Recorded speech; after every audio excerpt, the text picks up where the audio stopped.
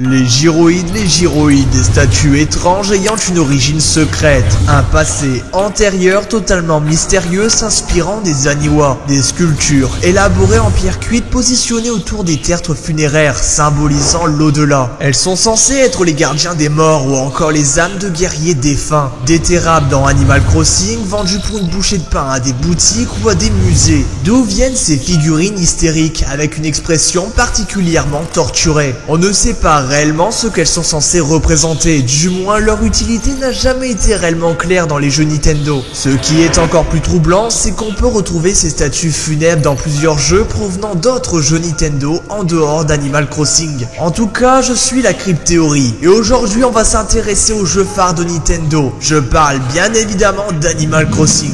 Et aujourd'hui, je serai accompagné d'Electro, donc c'est parti.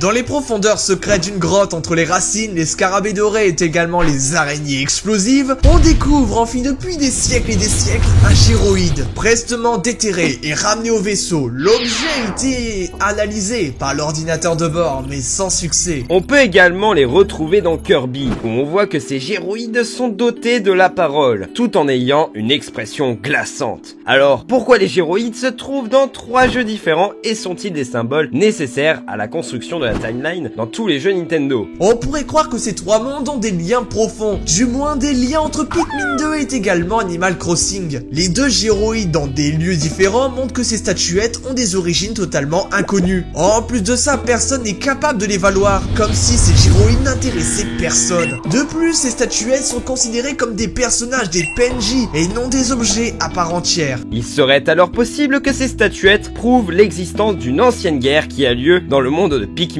et également le monde d'Animal Crossing. Cet argument n'est pas réellement en faveur du Nintendo Universe Theory, mais je pense qu'il est réellement nécessaire de l'évoquer. En effet, il est bien dit, les gyroïdes ou Aniwa sont des statuettes très anciennes, placées sur des tombes protégeant le mort durant son trajet vers l'au-delà. Vu le nombre de gyroïdes qu'on retrouve un peu partout, où la plupart sont positionnés hasardeusement sur l'île. Vu le nombre de sculptures, il serait tout à fait possible qu'Animal Crossing fût victime d'une guerre atroce. Mine de rien, nous sommes enclavés sur une petite île, protégée par des falaises étanches et gigantesques. De plus, nos faits et gestes sont vérifiés par des gardiens, comme si nos va-et-vient pourraient être dangereux pour la protection de cette île. Ceci expliquerait également pourquoi nous sommes un des derniers humains sur Terre, car oui, cette guerre a été extrêmement meurtrière, et les habitants n'arrivent pas à valoir ces gyroïdes, car ce sont des animaux, et justement, ils ne connaissent pas le culte derrière tout ça. Pour eux, ce sont des sculptures extrêmement moches, sans valeur, qui fait juste de la musique. Mais on pourrait également expliquer ceci grâce à Pikmin 2. En effet, sur Pikmin 2, on dit que ces gyroïdes ne valent rien du tout. Et ça ne serait pas à cause justement de Pikmin 2 que ces gyroïdes ne valent rien sur Animal Crossing. D'ailleurs, dans Pikmin 2, il faut trouver des trésors. Et ces trésors sont en fait des objets assez banals venant de la Terre, comme un gant, une batterie, une canette de boisson gazeuse, etc.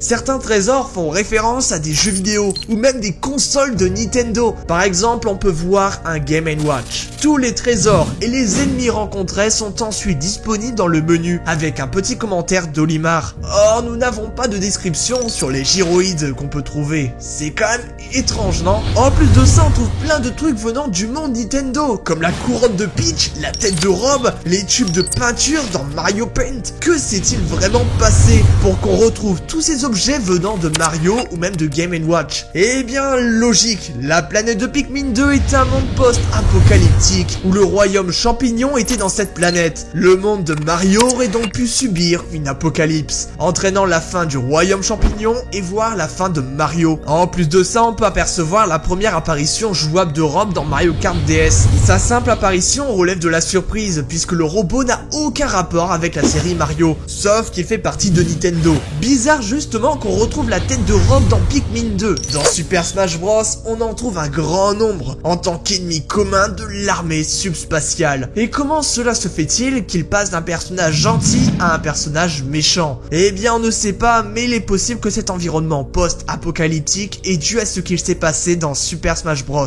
Pourquoi retrouve-t-on Rob dans Pokémon Diamant et Perle? Est également dans Link, dans Mario? Pourquoi le retrouve-t-on partout? Est-il également un personnage important pour Nintendo? Rob aurait-il construit sa vengeance depuis le début, dans le but de détruire tous les héros des licences Nintendo? On pourrait donc introduire Super Smash Bros dans la timeline. Et si le Rob qu'on voit dans Pikmin 2 était le Rob gentil? Bon, maintenant revenons sur Animal Crossing et sur Pikmin 2. Serait-il possible que ces jeux se déroulent en même temps ou qu'Animal Crossing se déroule juste après Pikmin 2? En effet, dans Animal Crossing, on retrouve ces objets dans le commerce. On pourrait donc se dire qu'Animal Crossing et Pikmin 2 se déroulent sur la même planète, où tous les objets ont été collectés dans Pikmin 2 et ont été vendus dans les marchés, pour tenter de rendre cette planète bien plus attirante.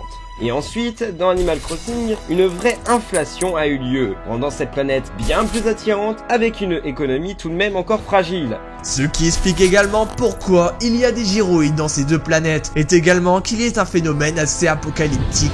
Dans Animal Crossing, l'économie est encore bancale, et la peur de l'autre est encore très présente. On peut également faire une mini-théorie. Est-il possible que les gyroïdes soient des extraterrestres? Plusieurs gyroïdes ont des formes particulières, et certains assimilent les Aniwa aux théories des anciens astronautes, avec leurs formes assez particulières. En plus de ça, dans Super Smash Bros, une attaque du villageois et la fusée gyroïde. Et il faut se dire que c'est particulièrement étrange. En plus de ça, on ne voit pas ce genre d'équipement dans Animal Crossing, donc c'est tout de même étrange. Après, il y a peu d'arguments pour expliquer tout ça, mais je pense que cet aparté était très intéressant. Donc bref, j'espère que cette vidéo vous aura plu. Alors vous en pensez quoi? Cet épisode du Nintendori sur les gyroïdes vous a-t-il vraiment plu? Même si on a dévié légèrement vers d'autres sujets, particulièrement sur Pikmin 2 ou même sur Rob, dans tous les cas, c'était la crypthéorie. Je présente également la chaîne d'Electro qui fait des vidéos Pokémon et également des lives sur Pokémon. Donc si son contenu vous plaît, n'hésitez vraiment pas, je trouve vraiment ça sympa et en plus ces lives sont vraiment très divertissants par rapport à certains. Donc vraiment n'oubliez pas, l'absence de preuve n'est pas la preuve de l'absence. Donc allez, ciao, bye bye.